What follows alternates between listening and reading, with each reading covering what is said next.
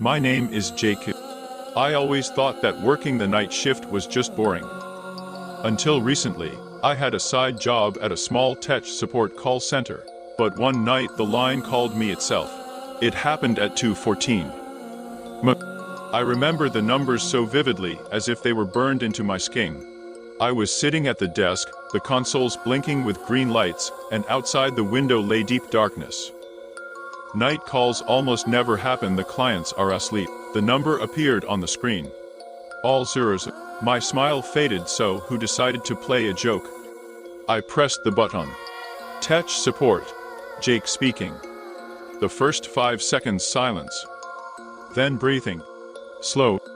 Hoarse. As if someone were standing far too close to the receiver. Hello. I repeated. And then the voice said, "Do not leave the office." I felt uneasy. Excuse me, who is this? A pause. And then, he is already close. Click. The line went dead. I thought it was some kind of prank.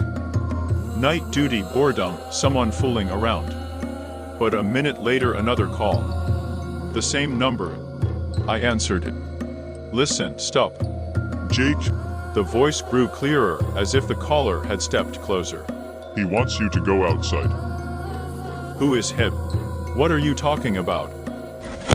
Look into the corridor. I slowly turned.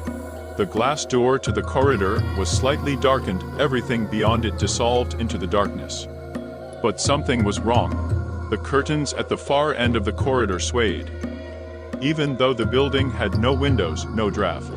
I stepped closer to the door, squinting. And I saw a figure. Indistinct, tall. It stood motionless right in the middle of the corridor. The phone rang again. Do not go near him, the voice whispered. He hears when you move.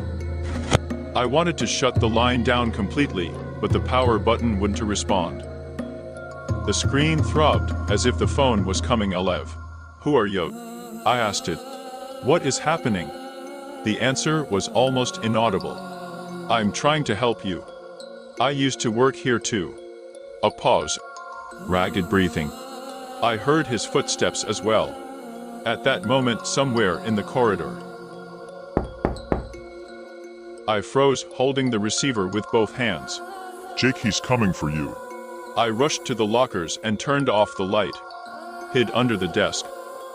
But the lights on the console, those same green indicators, began to go out one by one. From the far end of the room toward my desk. Someone was slowly walking down the row. First I heard breathing. Long. Low. Then a shadow fell on the floor beside me, dark, elongated, as if it belonged to a man without bones. And then the phone in my hand switched to speaker mode on its own. The voice whispered. Don't move. The shadow leaned closer. I could see only its edge, something thin, with disproportionately long arms. It bent down, and I heard a sound as if someone was inhaling my scent. Suddenly, a loud metallic crash echoed in the corridor. The creature straightened sharply, as if distracted, and vanished or dissolved into the darkness. I never saw how, and the phone rang again. Jake, the voice grew weak, drawn out. He's gone for today. But he will return. They always return. Who are you? I whispered. Why are you helping? Because I also answered that call on the first night. The voice broke, but I wasn't as lucky as you. The shift was over. I had to sleep for 2 nights, and when I came back to the office, I found my workstation sealed off. They told me there was an accident. An electrical short. The desk burned. I don't know who called me that night. Whether he was alive.